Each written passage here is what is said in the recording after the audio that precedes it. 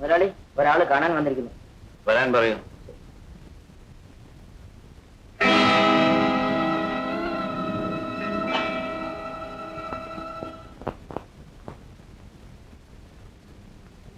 മനസ്സിലായില്ല. പൗലോസിന്റെ അപ്പനാന്നേ. അല്ലേ? ഇരുന്നോട്ടെ ഇരുന്നോട്ടെ. അയ്യോ വേണ്ട, ഞാൻ ഇവിടെ നിന്നോളാം മുതലാളി. നമ്മൾ തമ്മിൽ ഈ വലിപ്പച്ചെറുപ്പം ഒന്നും വേണ്ട. ഇരിക്കണം ഇരിക്കണം. റോസിക്കുട്ടി ഇങ്ങോട്ട് വരൂ.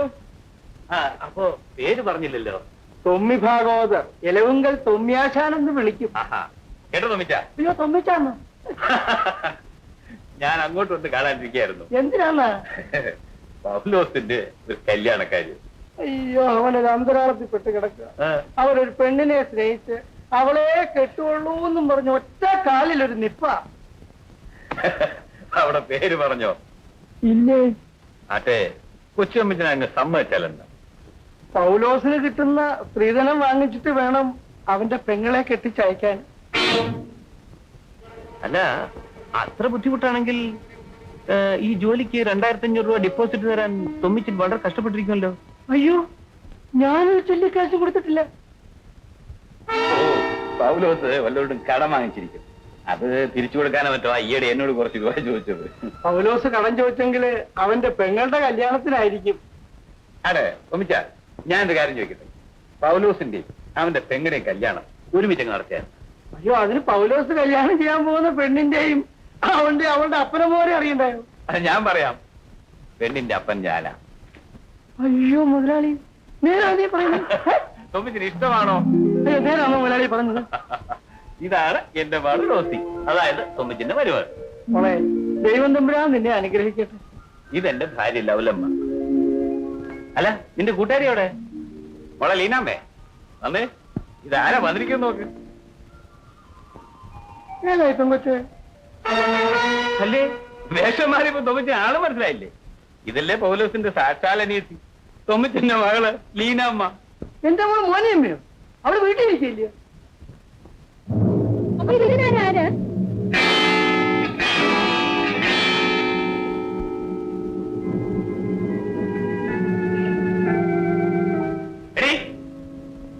നീ പൗലോസിന്റെ പെങ്ങളാണോ? നിന്നതാ ചോദിച്ച, സത്യം പറഞ്ഞോളാം. പെങ്ങളാണെന്ന് പറയാൻ പൗലോസ് ചേട്ടൻ എന്നോട് പറഞ്ഞു. എന്റെ മോൻ പറഞ്ഞു നീ അവന്റെ പെങ്ങളാണെന്ന് പറയണമെന്ന്? എവിടെയാണ് നിന്റെ വീട്? മലയോരത്ത. നീ എങ്ങനെ വന്നിവിടെ? പൗലോസ് നീയുമായിട്ടുള്ള ബന്ധം? ഞങ്ങൾ മുമ്പേ സ്നേഹമായിരുന്നു. അപ്പൻ വേറെ കല്യാണത്തിന് ഉറപ്പിച്ചപ്പോഴാ വീട് വിട്ട് പൗലോസ് ചേട്ടനെ അന്വേഷിച്ച് ഞാനിവിടെ വന്നത്. ദ്രോഹികൾ, നന്ദി കേട്ടോ. എല്ലാത്തിനും ഞാൻ പോലീസ് സ്റ്റേഷനിലാക്കും. മുതലാളി ക്ഷമിക്കും കേട്ടോ, എന്റെ മോൻ നിർദോഷിയാ. ഈ രാക്ഷസ അവനെ കുടിക്കിയത്. താൻ തപ്പിച്ച പോലും അപ്പനെ മകനെ മരുമകളെ എല്ലാം ഞാൻ പാഠം പഠിപ്പിച്ചടങ്ങൂ. ദ്രോഹികൾ. Hello police station.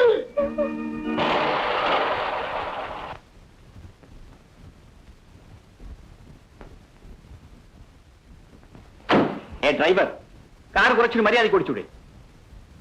Anthony, Anthony, എടാ അന്തോണി, എടാ ഞാൻ വന്ന് അറിഞ്ഞില്ലേ? നീ എന്തെടുക്കായിരുന്നു? മുതലാളി അകത്തിരിക്കുവായിരുന്നോണ്ടാ. പിന്നെ ഞാൻ ആരുടെ ഇവിടുത്തെ അഹങ്കാരി? പറ്റിയാത്തുകൊണ്ട് വെച്ച്. കൊച്ചു മുതലാളി ക്ഷമിക്കണം. എല്ലാവരും സ്വാതന്ത്ര്യം കൂടെ കൂടിപ്പോയി. ഡ്രൈവർ, കാർ ഷെട്ടി കൊണ്ടിടും.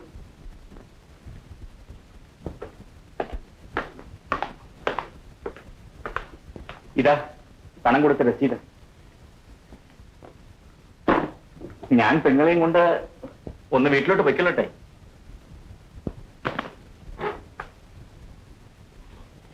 നിന്നോട് ഞാൻ ഇരിക്കാൻ പറഞ്ഞോ? ക്ഷമിക്കണം മുതലാളി. ലീനാമ്മ നിന്റെ പെങ്ങളാണല്ലേ?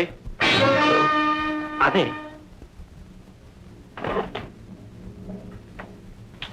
നിങ്ങൾ ഇവിടെ ഡെപ്പോസിറ്റ് വെച്ച തുക എവിടെ നിന്ന് കിട്ടി? ആ തുക എനിക്ക് അപ്പച്ചൻ തന്നതാണ്. എന്താ മുതലാളി? വെറുതെ ചോദിച്ചതേ ഉള്ളൂ. പൗലോസ് മറ്റാരെങ്കിലും സ്നേഹിക്കുന്നുണ്ടോ? ഞാൻ അത്രക്കാരനല്ല മുതലാളി. ഞാൻ ഇതുവരെ റോസി മാത്രമേ സ്നേഹിച്ചിട്ടുള്ളൂ. മറ്റാർക്കും വാക്കും കൊടുത്തിട്ടില്ല അല്ലേ? മുതലാളി ഇങ്ങനെയൊക്കെ ചോദിക്കുന്നതിൽ എനിക്ക് സങ്കടമുണ്ട്. റോസേ,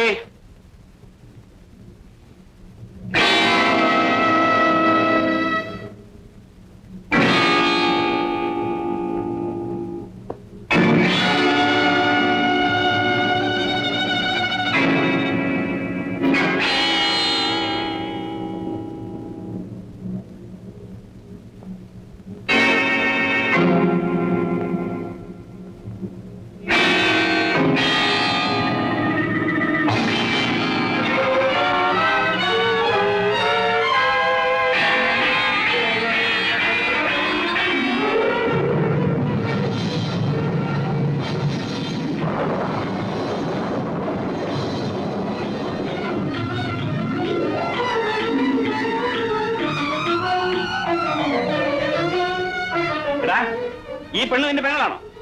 പാഴോ ദ്രോഹി, ഈ നിൽക്കുന്ന യക്ഷമിന്റെ പെങ്ങളാണോ? എടാ, ഇതൊരു പിച്ചാത്തി എടുത്തന്നെ കുത്തി കൊല്ലാമായിരുന്നല്ലോടാ. മുതലാളി ക്ഷമിക്കണം, മുതലാളി അനിയനോട് ക്ഷമിക്കണം. ഈ പിശാച് എന്റെ മോനെ കറക്കിയെടുത്താണ് മുതലാളി. ഇവളല്ലേ ചതിച്ചത്. മൂലകള്ളനും തട്ടിപ്പുകാരനുമായ തന്റെ മകനാണ് ഈ പാവം പെണ്ണിനെ ചതിച്ചത്. മുതലാളി ശാന്തിക്കരുത്. നിന്നെ പോലെ തീവെട്ടിക്കൊള്ളക്കാരനെ ഞാൻ കണ്ടിട്ടില്ല. പാലൂട്ടി കൈക്ക് തിരിഞ്ഞു കടിക്കുന്ന കാർക്കോടകൻ. ഞാൻ ആരെയും ചതിക്കണമെന്നുള്ള ഉദ്ദേശത്തോടുകൂടി ഒരു തെറ്റും ചെയ്തില്ല. ചുറ്റുപാട് എന്നെ ഒരു തെറ്റുകാരനാക്കി. റാസ്കൽ, ന്യായം പ്രവർത്തിച്ചിട്ട് നീ ന്യായീകരിക്കാൻ നടക്കുന്നു അല്ലേ? എന്റെ പണം തട്ടിയെടുക്കാനല്ലേ നിന്റെ ഈ വൻ ചതി?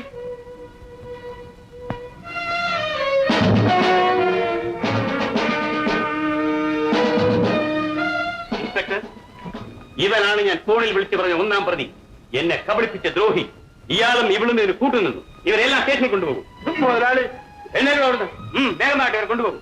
മുതലാളി, ഞങ്ങൾ പാവങ്ങളാണ്, ഞങ്ങൾ അപമാനിക്കരുത്. ഇതാ പിടിച്ചു പറിക്കാൻ നടക്കുന്ന നിനക്കൊക്കെ എവിടെയാണ് മാനം? പറയാനെല്ലാം സ്റ്റേഷനിൽ ചെന്ന് പറഞ്ഞാൽ മതി. കൊണ്ടുപോകും ഇൻസ്പെക്ടർ. മുതലാളി, എല്ലാ കുറ്റങ്ങളും ഞാൻ ഏൽക്കുന്നു.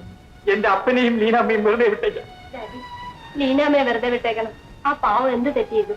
ഇവനെ മാത്രം കൊണ്ടുപോയാൽ മതി. അവന്റെ അപ്പം പാവം ഒന്നും അറിഞ്ഞിരിക്കില്ല. ശരി ഇൻസ്പെക്ടർ, പൗലോസിനെ മാത്രം കൊണ്ടുപോയാൽ മതി.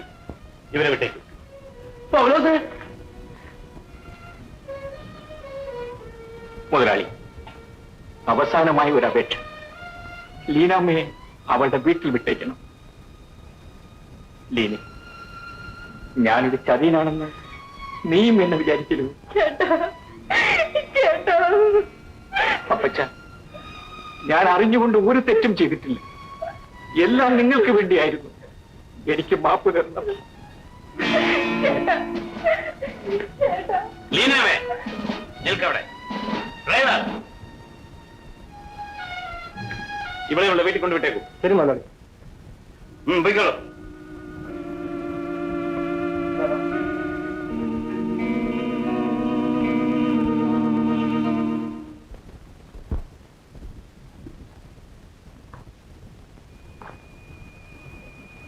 നടന്നത് നടന്നു. ഇനി അതിനെപ്പറ്റി ആലോചിച്ച് മനസ്സ് വിഷമിച്ചാൽ എന്താ പ്രയോജനം? എന്നാലും ഓർക്കാപ്പുറത്ത് കിട്ടിയ ഒരു അടിയായിപ്പോയി. മനസ്സ് വെളിയിൽ അറിഞ്ഞാലാ മാനക്കേട്. ആ പൗലോസിന് ലോക്കപ്പിന്ന് വിടാൻ പറയുന്നതാണ് നമുക്ക് നല്ലത്. അതുകൊണ്ട് എന്താ പ്രയോജനം? അറിയാനുള്ളവരെല്ലാം അറിഞ്ഞു കഴിഞ്ഞു. എന്നാലും കേസ് മഴക്കുമൊക്കെ ആയാലേ ഇനി നാട്ടുകാരറിയത്തില്ലേ നമ്മളുടെ മോളുടെ ഭാവി? നീ ഒന്ന് ചുമ്മാ ഇരുന്നു. പണം ഉണ്ടെങ്കിൽ അവളെ വിവാഹം കഴിക്കാൻ നല്ല ഒന്നാം തരം ആമ്പിള്ളേരെ വേറെ കിട്ടും. അബദ്ധം അവള് മനസ്സിലാക്കിയില്ല, അത് മതി. റോസിയുടെ മാനത്തിന് വേണ്ടിയിട്ടാണ് ഞാൻ ഈ പറയുന്നത്. ആ പൗലോസിനെ ലോക്കപ്പിന്ന് വിടാൻ പറഞ്ഞ ചെവിക്ക് ചെവി അറിയാതെ കാര്യം ഒന്ന് തിരിഞ്ഞു മാഞ്ഞു പോകും.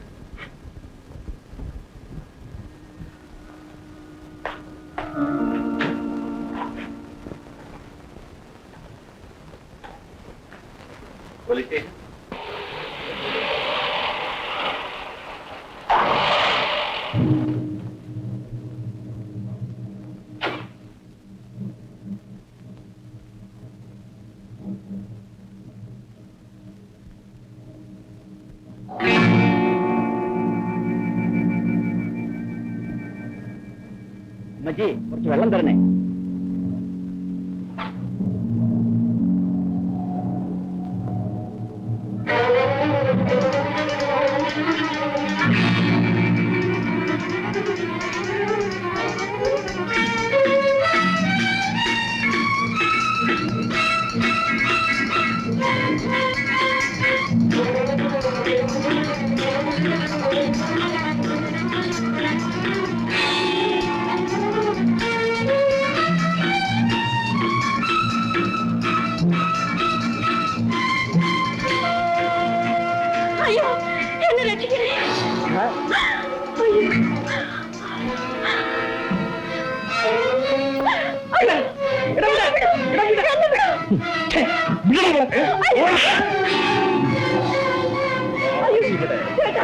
അങ്ങനെ പോയാൽ എന്റെ കയ്യിൽ തന്നെ വീണടി ഇവിടെ വരാം. നീ അങ്ങനെ പാടിവിടെ.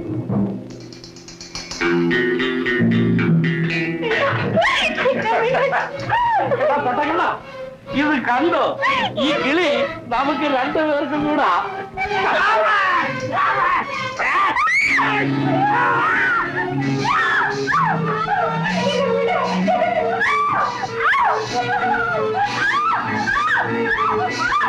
അയ്യോ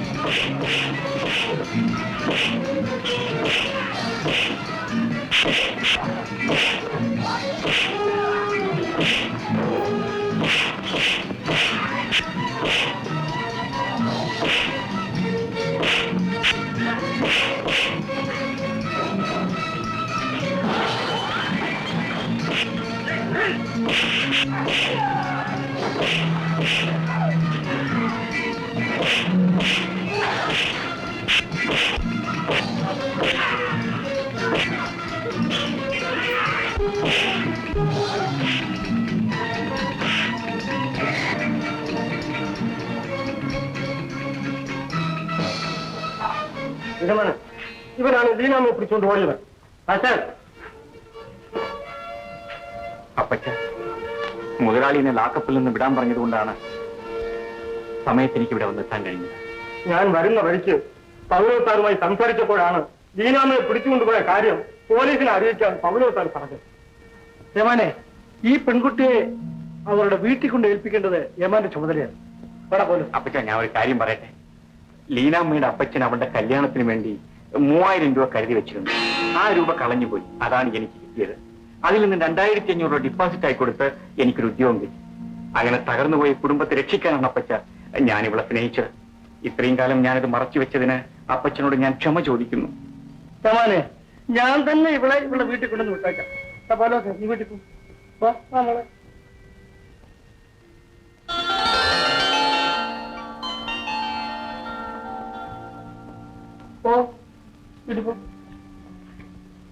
നമുക്ക് ഈ വിവരങ്ങളെല്ലാം മുതലാളിയോടൊന്ന് പറയാം. റോസി, പരിശുദ്ധമായ നിന്റെ പിഞ്ച് ഹൃദയത്തെ ഞാൻ മുറിവേൽപ്പിച്ചു. അതിന് ഈ ലോകത്ത് ആരും എനിക്ക് മാപ്പ് തരില്ല. പക്ഷെ നീയെങ്കിലും എനിക്ക് മാപ്പ് തരും. ഞാൻ ആരെ കുറ്റപ്പെടുത്തുന്നില്ല. ഒരു മനുഷ്യനെ കണ്ടുടനെ കണ്ണുപടച്ച് സ്നേഹിക്കാൻ പുറപ്പെട്ട ഞാനാണ് കുറ്റക്കാരി. മരണം വരെ കരയാൻ എനിക്ക് ഈ ഒരു അനുഭവം മാത്രം മതി. റോസി, ഞാൻ നിസ്സഹായം. എന്റെ പട്ടിണി കുടുംബത്തെ രക്ഷിക്കാൻ വേണ്ടി ഞാനൊരു തെറ്റ് ചെയ്തു. അതിന് ഉഗ്രമായ ശിക്ഷയും എനിക്ക് കിട്ടി. ഇനി ഒരിക്കലും നിന്റെ ജീവിതത്തിൽ ഞാൻ എത്തി നോക്കുക പോലും ചെയ്യും.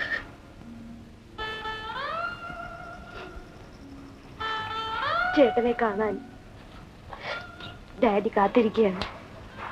മുതലാളിയെ കാണാൻ എനിക്ക് അർഹതയില്ലെന്ന് പറഞ്ഞേക്കൂ. റോസി, ഞാൻ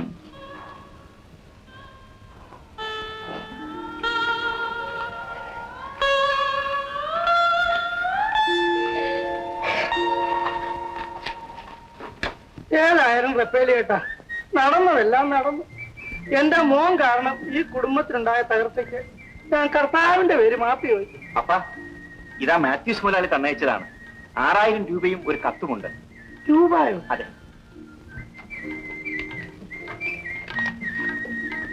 പ്രിയമുള്ള പൗലോസിന്, ചുറ്റുപാടിൽപ്പെട്ട് നീ ചെയ്തു പോയ തെറ്റായി ഞാൻ വിചാരിക്കുന്നില്ല.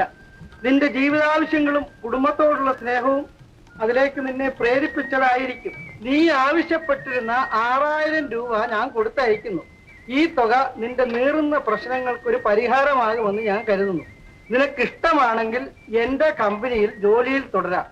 ദൈവം അനുഗ്രഹിക്കട്ടെ. മാത്യൂസ്. എന്റെ റപ്പേലിയേട്ടാ, മനുഷ്യന്മാരായ ഇങ്ങനെ പെരുമാറണം. പച്ചനോട്ട് കെട്ടിവെച്ചുകൊണ്ട് മുതലാളിമാര് ചമഞ്ഞു കഴിഞ്ഞാൽ പോരാ കേട്ടോ. പാവങ്ങളോട് സ്നേഹവും കാരുണ്യവും ഒക്കെ വേണം. കണ്ട, എന്റെ മോൻ എടുത്ത തുകയും അതിന്റെ ഇരട്ടിയും ഉണ്ട്. റപ്പേലിയേട്ടൻ മോളെ കൊണ്ട് എന്റെ മോനെ കെട്ടിക്കണം.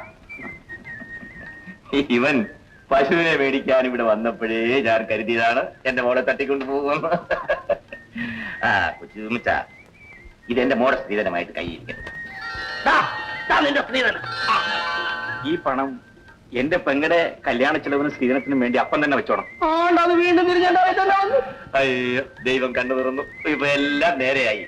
പൗരസ് കുട്ടി, ഈ പിച്ചാത്തി നീ തന്നെ കൈ വെച്ചോ. ഇനി എനിക്ക് ആരെയും കുത്തുകയും വേണ്ട, കൊല്ലുകയും വേണ്ട. ഞാൻ ഇനി കള്ളും കുടിക്കുകയല്ല, കർത്താവിനാണ് കള്ളു കുടിക്കുകയല്ലേ. ഇനി നീ പശുവിനെ നോക്കാൻ ഒരു വീട്ടിലും പോകരുത് കേട്ടോ.